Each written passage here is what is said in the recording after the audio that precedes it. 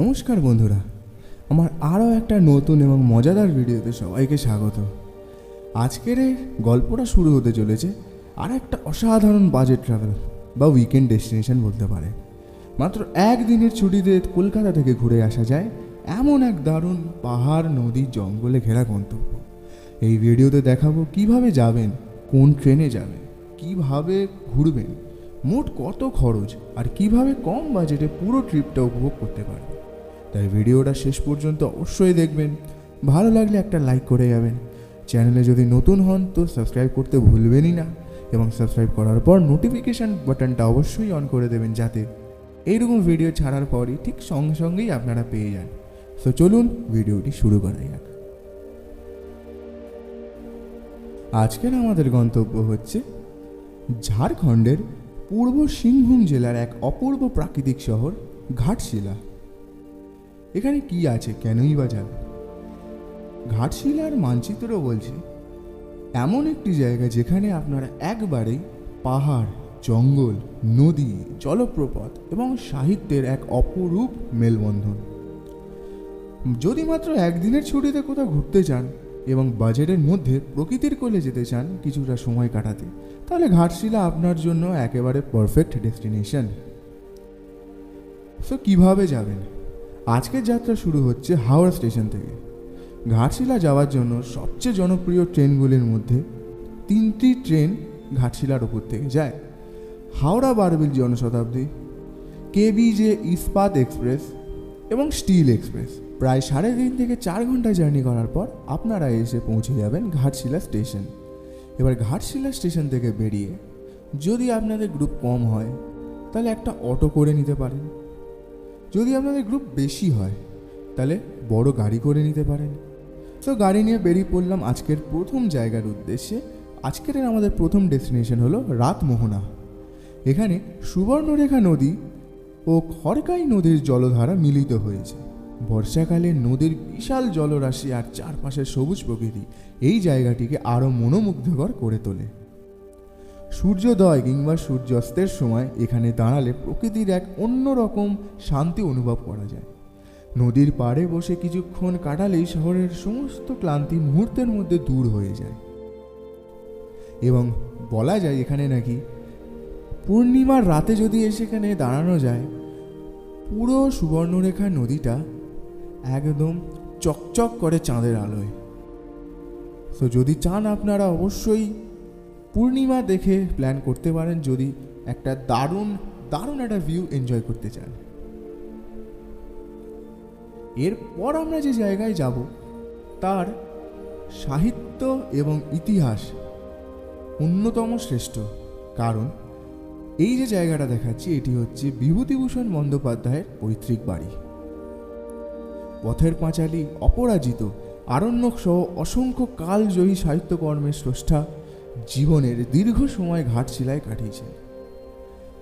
বর্তমানে তার এই বাড়িটি সংরক্ষিত স্মৃতি উদ্দেশ্যে পরিচিত। বাড়ির প্রতিটি কোণ যেন তার সাহিত্য জীবনের স্মৃতি বহন করে। সাহিত্যপ্রেমীদের জন্য এটি শুধুমাত্র একটি বাড়ি নয়, বরং বাংলা সাহিত্যের ইতিহাসকে কাছ থেকে অনুভব করার এক দুর্লভ সুযোগ। এরপরে আমরা রওনা দিলাম ঘাটশিলার আরও একটি সুন্দর জায়গা, ধারাগিরি জলপ্রপাত। ঘন জঙ্গলের ভিতরে অবস্থিত এই জলপ্রপাত ঘাটশিলার অন্যতম আকর্ষণ। বর্ষাকালে প্রায় 20 থেকে 25 ফুট উঁচু থেকে জল নেমে এসে পাথরের গায়ে আছড়ে পড়ে এক মনোমুগ্ধকর পরিবেশ তৈরি করে। ঝর্ণার শব্দ, পাখি এবং পোকামাকড়ের কিচিরমিচির, ঠান্ডা বাতাস আর চারপাশের নির্জন সবুজ প্রকৃতিকে এক অন্যরকম প্রশান্তি এনে দেয়। তবে বর্ষাকালে পাথর ভিজে খুব পিচ্ছিল হয়ে যায়, তাই সাবধানে চলাফেরা করাই ভালো। ধারাগিরি থেকে আমরা পৌঁছে গেলাম আজকের চতুর্থ গন্তব্য এবং ওয়ান অফ দি বেস্ট গন্তব্য, সেটা হচ্ছে বুরুদি লেক। পাহাড় ও জঙ্গলে ঘেরা এক বিশাল জলাধারটি ঘাটশিলার অন্যতম সুন্দর দর্শনীয় স্থান। শান্ত নীল জল, চারপাশে সবুজ পাহাড় এবং নির্মল পরিবেশ এই জায়গাটিকে পিকনিক, ফটোগ্রাফি এবং পরিবারের সঙ্গে সময় কাটানোর জন্য আদর্শ করে তুলেছে। বিকালের সোনালি আলো যখন লেকের জলের ওপর পড়ে তখন পুরো পরিবেশ যেন আরও মায়াবী হয়ে ওঠে। কিছুক্ষণ নীরব বসে থাকলেই প্রকৃতির সৌন্দর্য আপনাকে মুগ্ধ করে দেবে। এখানে রয়েছে বোটিং, আপনারা বোটিং করতে পারেন। কত কী খরচ আমি ডিসক্রিপশনে বলে দিচ্ছি। একটা দারুণ এক্সপিরিয়েন্স হবে, গোটা লেকটাকে আপনাদের ঘুরিয়ে দেখাবে। একদিনের ট্যুরের শেষ গন্তব্য ফুলডুংরি পাহাড়। সমুদ্রপৃষ্ঠ থেকে প্রায় 300 ফুট উচ্চতার এই ছোট্ট পাহাড়টি ঘাটশিলার অন্যতম জনপ্রিয় ভিউ পয়েন্ট। গাড়ি প্রায় উপর পর্যন্ত চলে যায়, এরপর অল্প কিছুটা হাঁটলেই পৌঁছে যাওয়া যায় চূড়ায়। উপর থেকে পুরো ঘাটশিলা শহরটি সুবর্ণরেখা নদী, সবুজ জঙ্গল এবং দূরের পাহাড় একসঙ্গে চোখে পড়ে। সূর্য যখন ধীরে ধীরে পশ্চিমের আকাশে অস্ত যেতে শুরু করলে আকাশের রং বদলাতে থাকে, আর সেই দৃশ্য যেন পুরো ট্যুরটার সেরা মুহূর্ত হয়ে ওঠে। ক্যামেরায় যতই ধারণ করুন না কেন, যতই সুন্দর দেখাচ্ছি না কেন, নিজের চোখে যে এই যে দেখার যে অনুভূতিটা একেবারেই আলাদা।